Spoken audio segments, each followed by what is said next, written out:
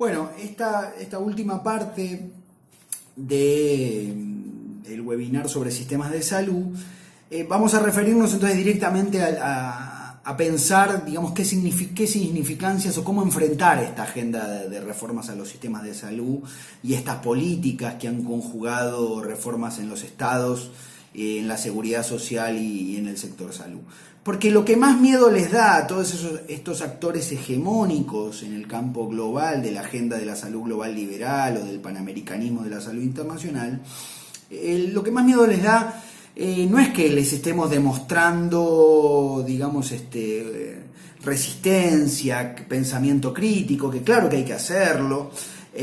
sino que en realidad lo que más miedo o de alguna manera más incomodidades da es demostrar y crear condiciones para construir nuevos proyectos, es decir, para construir un orden alternativo y propuestas alternativas, ideas alternativas con creatividad política, con creatividad académica, porque de alguna manera, digamos, desde donde parte esa cuestión es también de demostrar que hay otra hoja de ruta o otro camino posible frente a toda esta dinámica que me referí antes. Entonces, nosotros, digamos, yo me referiría entonces en esta última partecita a cómo construir o qué significancias tienen construir sistemas universales de salud, cómo se universaliza, digamos, cómo creamos un universalismo como cuestión fundante, ¿no? Universalismo de derechos como cuestión fundante de una nueva sociedad, digamos, ¿no? Y frente a esta idea de la creación o el desarrollo, de la conceptualización, digamos, de sistemas universales y de un universalismo como nueva matriz fundante, yo me, digamos, referiría a dos cuestiones esenciales. Primero, es que no estamos hablando de un universalismo que de alguna manera, el universalismo eurocéntrico, ¿no? O sea, sin duda que hay experiencias muy interesantes en los países escandinavos y nórdicos, en toda la experiencia socialdemócrata europea, etcétera, etcétera, pero estamos pensando y hay que pensar un universalismo y sistemas universales del siglo XXI para el sur global, digamos. Es decir, hay que pensar desde América Latina y el Caribe para América Latina y el Caribe. De alguna manera eurocentralizando un poco el debate sobre los sistemas universales y el universalismo. ¿Qué quiero decir? Resumidamente, que no es utilizar modelo Beveridge, sino que hay que repensar muy bien fuertemente esto en la región. Segundo, tenemos que atravesar, digamos, y para trabajar sobre la idea y el desarrollo de sistemas universales, hay que abordar tres adversidades. Tres adversidades muy importantes. La primera adversidad es la adversidad material. Es decir, nos plantean, digamos, en nuestras sociedades, pero también en el sistema político latinoamericano, lo primero que nos plantean es que, bueno, los estados fueron debilitados, su tejido institucional público no está en capacidad de universalizar un sistema universal interdependiente de derechos, integral en las protecciones y en la respuesta a las necesidades de las sociedades latinoamericanas y caribeñas. Es decir, hay una adversidad material en que el Estado ha sido fragilizado y desmantelado de tal manera que hay que gobernar con lo que tenemos, digamos. Y lo que tenemos es este Estado que puede hacer alguna de estas cosas, digamos, que hace hoy, digamos, ¿no? Entonces hay, digamos, toda una idea de adversidad material, digamos. La segunda adversidad que nos plantean es la adversidad económica. Bueno, esto que plantean el desarrollo de sistemas universales para universalizar, digamos, derechos a la salud, a la seguridad social, a las protecciones sociales ampliadas, es infinanciable. Es decir, no hay posibilidades hoy de poder financiar una expansión de universalismo del siglo XXI, digamos. Y esto hay que enfrentarlo de alguna manera con la tesis que vienen planteando muchos actores en la región de la justicia fiscal, ¿no? O sea, cómo trabajar digamos, el cambio estructural de los sistemas tributarios y los sistemas fiscales en Latinoamérica, donde aún hoy en Latinoamérica y el Caribe sigue tributando más los sectores más empobrecidos, los quintiles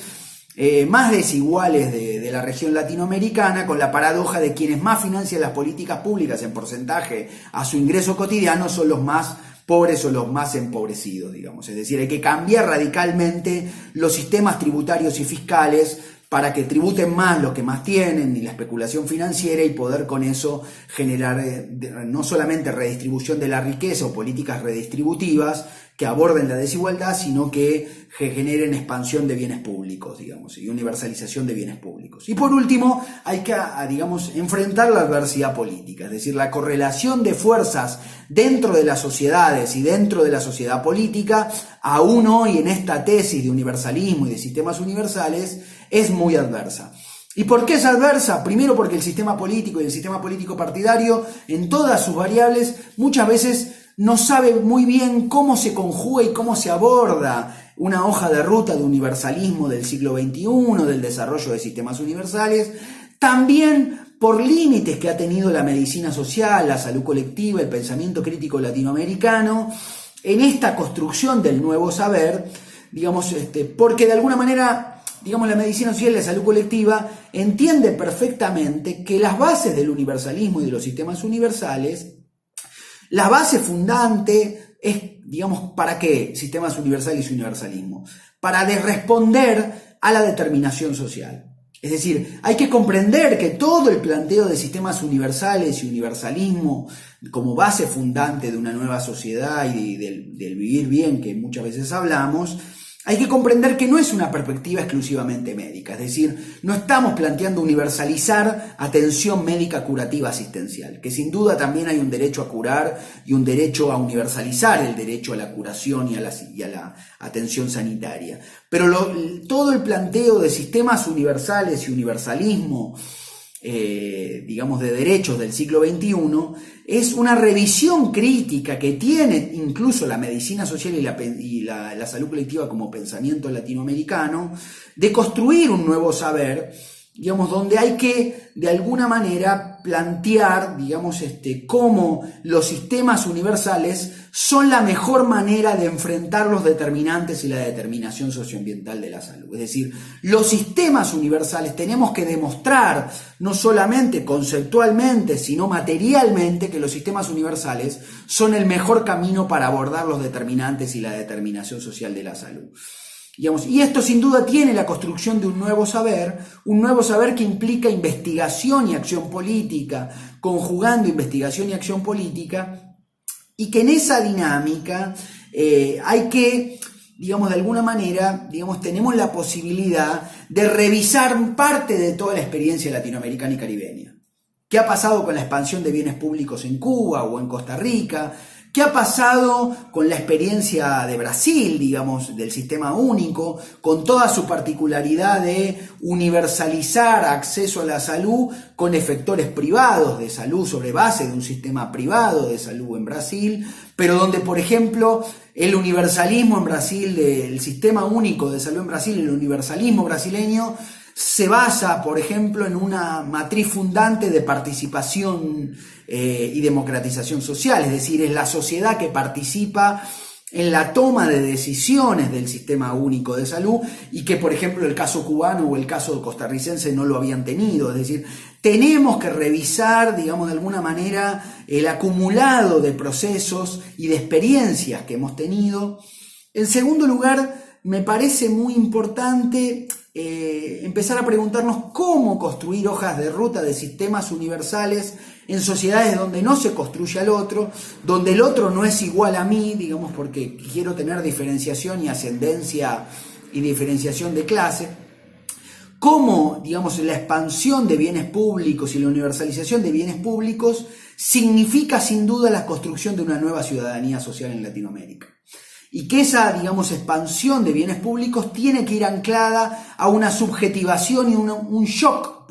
diría, de subjetivación, de ciudadanización social latinoamericana, digamos. Y en tercer lugar, pondría fuertemente en debate que la construcción de sistemas universales del siglo XXI con integralidad, es decir, respondiendo a todas las necesidades y problemas de salud, enfermedad y de protección social, pero digamos, debe ir atado a la interdependencia de derechos, pero también a la interculturalidad. Es decir, no podemos dejar anclado la idea de sistemas universales verticales de control de salud pública tradicional, sino trabajar con los saberes, conocimientos y ecología de saberes en la sociedad, no solamente con las naciones indígenas originarias, sino con la afrodescendencia, con los migrantes, con los saberes populares de nuestra sociedad.